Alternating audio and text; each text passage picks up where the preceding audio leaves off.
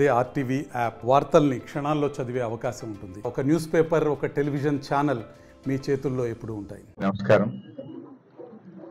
రాబోయే పార్లమెంట్ ఎన్నికల్లో BRS party అభ్యర్థికి మద్దతుగా ప్రచారం కోసం గౌరవనీయులు బీఆర్ఎస్ పార్టీ అధ్యక్షులు మాజీ ముఖ్యమంత్రి వర్యులు కేసీఆర్ గారు సుల్తాన్పూర్లో జరగబోయే సభకు ఈ నెల 16వ తేదీ రాబోతా ఉన్నారు.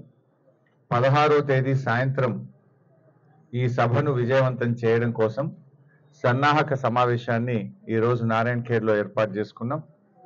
మా కార్యకర్తలందరూ కూడా ఈ సమావేశాన్ని విజయవంతం చేయడానికి ఇప్పటికే గ్రామాలు తిరిగి దాదాపు 20,000 మందిని నారాయణఖేడ్ నుంచి తరలించడానికి అన్ని ఏర్పాట్లు కూడా చేసుకోవడం జరిగింది. ఇలా ప్రజలు కూడా కాంగ్రెస్కు గుణపాఠం చెప్పాలని, కాంగ్రెస్ పార్టీ ఎన్నికల ముందు 6 గ్యారంటీల పేరు మీద ఊరించి బాండ్ పేపర్లు పంచి, నోటరీ డాక్యుమెంట్లు పంచి చట్టబద్ధత ఇస్తామని చెప్పి మోసం చేసింది కనుక గ్యారంటీగా ఈ ఎన్నికల్లో కాంగ్రెస్ కు బుద్ధి చెప్పాలని ప్రజలు కంకణం కట్టుకున్నారు. అందుకే మేము ఈ మధ్య ప్రజలకు కూడా ఒకటే చెప్తున్నాం, 100 రోజుల్లో అమలు చేస్తామన్నారు. ఆ రోజు ఏం చెప్పిందంటే 100 రోజుల్లోనే అన్ని అమలు చేసి మిమ్మల్ని ఉద్ధరిస్తామని చెప్పారు. ఇప్పుడు ఏమైందా, 100 రోజులు అయింది కదా అంటే ఏమేమి వచ్చి 4 నెలలు అయింది అని మెల్లగా సన్నాయి నొక్కులు నొక్కుతున్నారు, ఉద్దర మాటలు మాట్లాడుతున్నారు. అందుకే ఇవాళ ప్రజలకు కూడా మేము చెప్పేది ఏంటంటే 4 నెలల్లోనే కాంగ్రెస్ పార్టీ ఈ ప్రభుత్వం ప్రజల్ని నానా ఇబ్బందులు పెట్టింది. ఇప్పుడు వారికి గుణపాఠం చెప్పకపోతే మళ్ళా 4 ఏళ్ల దాకా దొరకరు, 4 ఏళ్ల దాకా దొరకరు. అందువల్ల ఈ ఎన్నికల్లో ఇచ్చిన మాట ప్రకారంగా 4,000 ఆసరా పెన్షన్ ఇస్తే కాంగ్రెస్ కోటేయండి, 4,000 ఆసరా పెన్షన్ రానోళ్ళందరూ బీఆర్ఎస్ పార్టీ కోటేయండి.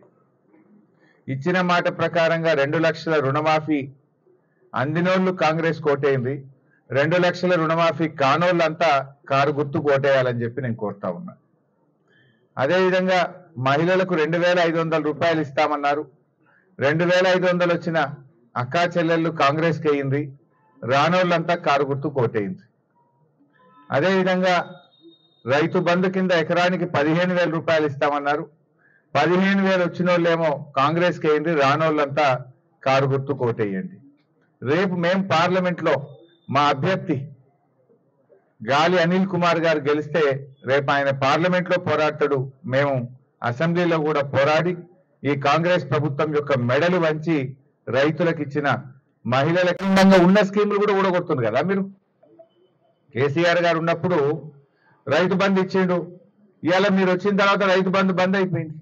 ఇప్పటికీ ఇంకా 4 ఎకరాలు దాటి రైతు బందే వాళ్ళే. కరోనా కష్టకాలంలో కూడా కేసీఆర్ అందరికీ రైతు బంధు ఇచ్చిండు, నువ్వెందుకు వేయలేకపోతున్నావు రైతు బంధు అని మేము అడుగుతున్నాం. నారాయణఖేడ్ దవాఖానలో అడగండి, కేసీఆర్ ఉండగా ఆడబిడ్డ కాన్పుకి వస్తే కేసీఆర్ కిట్ ఇచ్చి కాన్పు చేసి తల్లిని పిల్లని ఆటో కిరాయి లేకుండా ఇంటికాడ దించినాం. ఇప్పుడు పోయి అడుగుండి నారాయణఖేడ్లోనో సంగారెడ్డిలో కేసీఆర్ కిట్ బంద్ అయిపోయింది. రంజాన్ పండుగ వస్తే మా ముసల్మాన్ సోదరులకు తోఫా వచ్చింది, రంజాన్ తోఫా వచ్చింది. కాంగ్రెస్ ఆగయా, తోఫా బంద్ హోగయా. మంచినీళ్ళు ఇప్పుడే మా నాయకులు అంటా ఉన్నారు, కేసీఆర్ ఉండగా రోజు నల్లొచ్చింది, కాంగ్రెస్ వచ్చింది ఇప్పుడు 2 రోజులకు ఒక్కసారి నల్లొస్తుంది అంటుండ్రు. నేను నిన్న కరీంనగర్ పోతే దినం తప్పించి దినం నల్లొస్తుంది అన్నారు. నేను పొద్దున జైరాబాద్ పోతే వారం రోజులకు ఒక్కసారి నల్లొస్తుందన్నా, మళ్ళా డ్రమ్ములు కొనుక్కున్నాం, హౌజులు కొనుక్కొని పట్టి పెట్టుకుంటున్నాము అంటున్నారు. మరి కేసీఆర్ ఉండగా రోజు నల్ల వస్తుంది ఎట్లా, కాంగ్రెస్ రాగానే దినం తప్పించి దినం 2 రోజులకు ఒక్కసారి నల్ల అవుతుంది ఎట్లా? ఆసరా పెన్షన్ ఇచ్చే 2,000 కూడా సరిగా వస్తలేవు. పాపం ముసలోళ్ళు పోస్ట్ ఆఫీస్ చుట్టూ తిరిగి తిరిగి కాళ్ళు నొప్పులు పెడుతున్నాయి, కళ్ళు గాయాలు కాస్తున్నాయి. 30 తారీఖు దాకా కూడా ఆసరా పెన్షన్ పడతలేదు. మధ్యలో జనవరి నెలలో 1 నెల పెన్షన్ ఇచ్చే 2,000 కూడా ఎగ్గొట్టిండ్రు.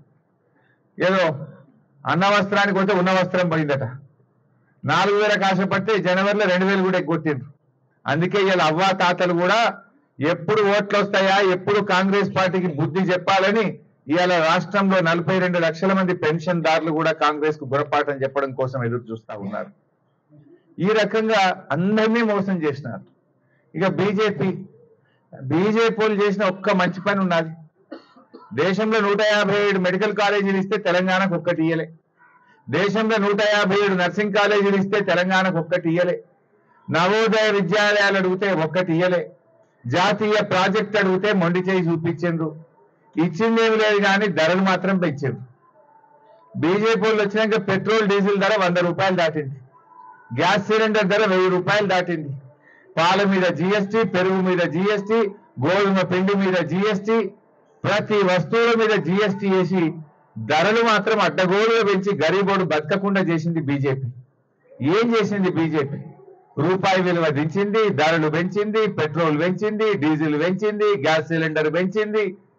పెంచుడు తప్ప మీరు ఏమైనా దించింది ఉన్నదా? పేదలకు చేసింది ఉన్నదా? నల్ల చట్టాలు చేస్తుంది. 700 మంది రైతులను పొట్టన పెట్టుకుంటుంది. ధాన్యం యొక్క మద్దతు ధరకు చట్టబద్ధత ఇస్తామంటుంది, రైతుల్ని మోసం చేస్తుంది. ఏమిచ్చింది బీజేపీ?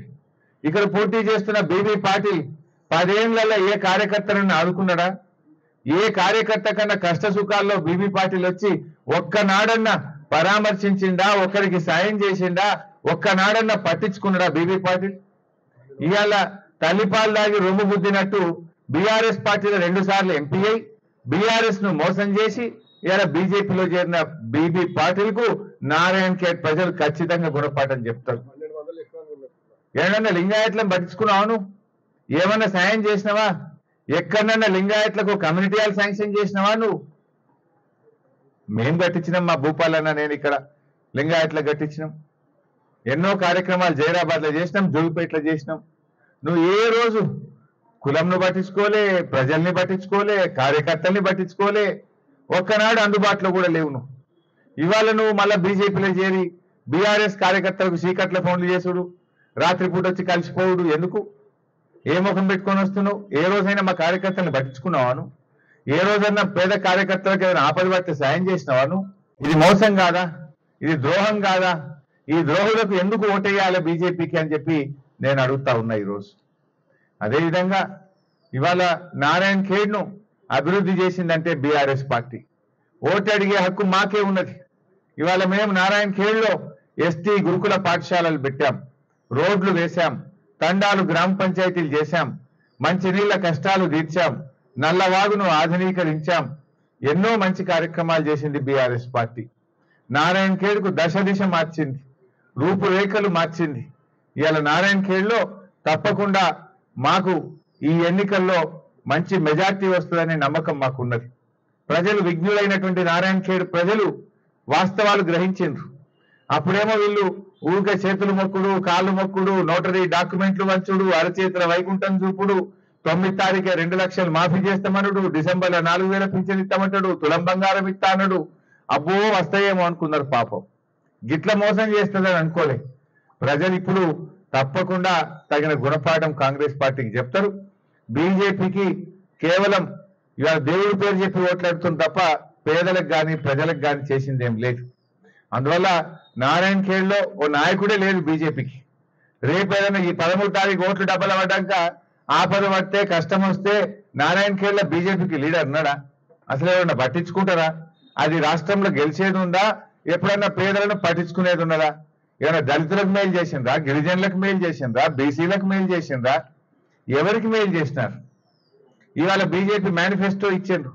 ఏమున్నది బీజేపీ మేనిఫెస్టోలా? మరిన్ని వీడియోస్ కోసం ఛానల్ ని సబ్స్క్రైబ్ చేయండి. లేటెస్ట్ అప్డేట్స్ కోసం వాట్సాప్ ఛానల్ ని ఫాలో చేయండి. అండ్ లింక్ డిస్క్రిప్షన్ లో ఉంది.